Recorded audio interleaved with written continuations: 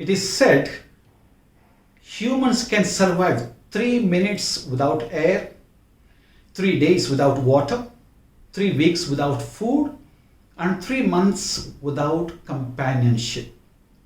The Creator God was well aware of this, and therefore we read in the Bible, after creating the first man Adam, God said, "It is not good for the man to be alone. I will make a helper suitable to him." Genesis chapter 2, verse 18. From then on, humans exist only in relationships. The deepest longing in every human heart is to connect, to attach, and to belong to someone. We humans cannot exist in isolation. We need face-to-face interactions with others, and we need one another both for our well-being as well as our survival. Therefore, relationships are at the heart of our very existence.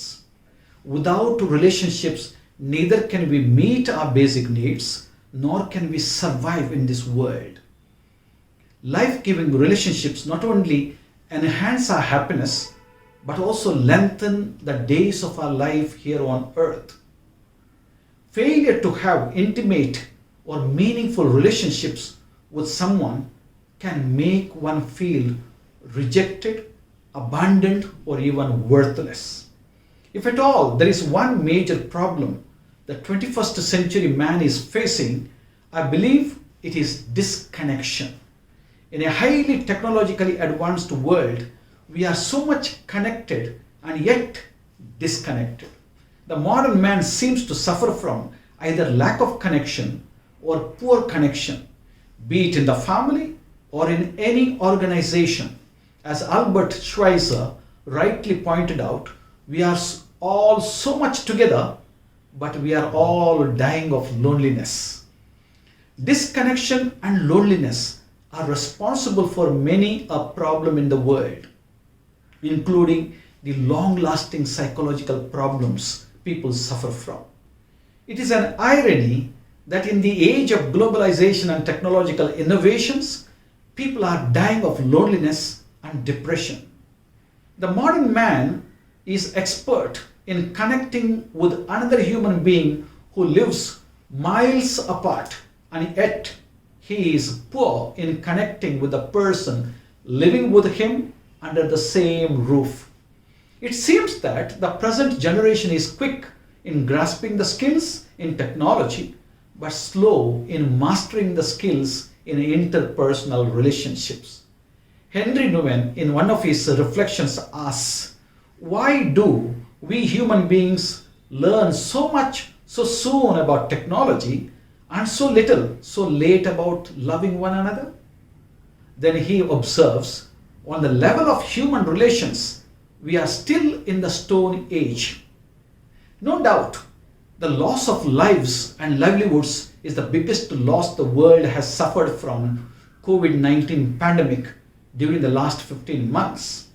But we cannot ignore the loss of relationships the world has suffered from and has been still suffering ever since this deadly virus has made its entry into human world.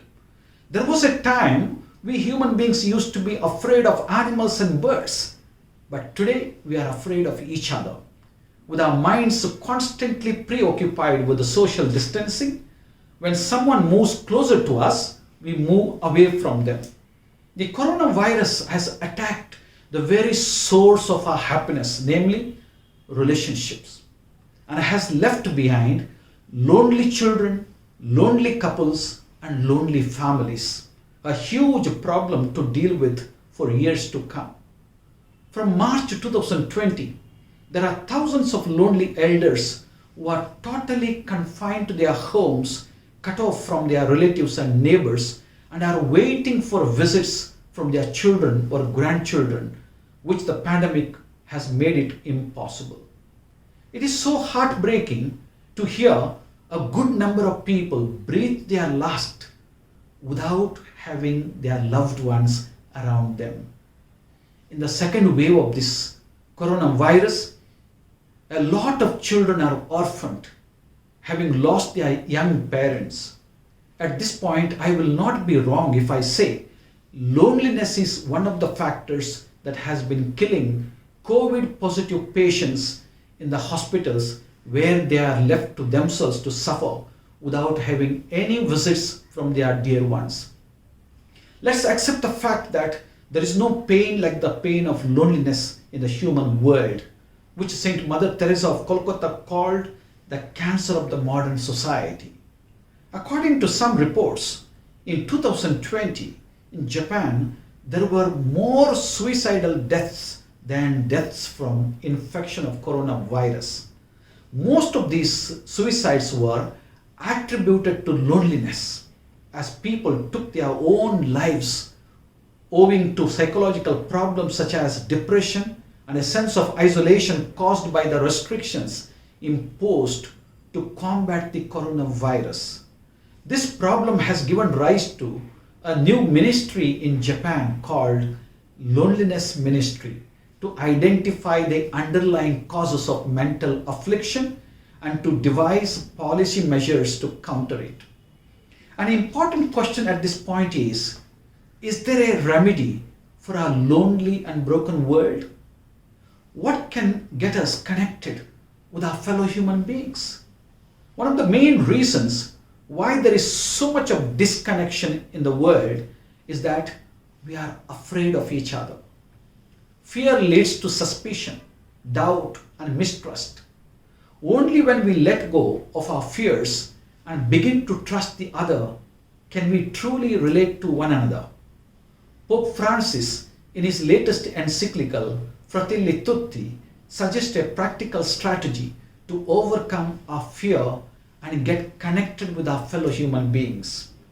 He urges the world community to go beyond the boundaries of religion, nationality, and race and foster brotherhood among all the people. Fostering brotherhood across the globe is possible provided we drop our defenses and open our hearts to embrace one another as brothers and sisters. Some positive signs of this brotherhood were seen recently when the world community, having seen our suffering in India, reached out to our country with aid. Similarly, on the local level, having understood the suffering of our fellow human beings, a lot of people reached out to one another in charity.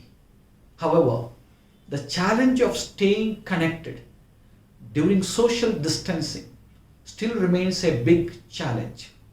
All that we can say at this point is get connected, and connection brings life.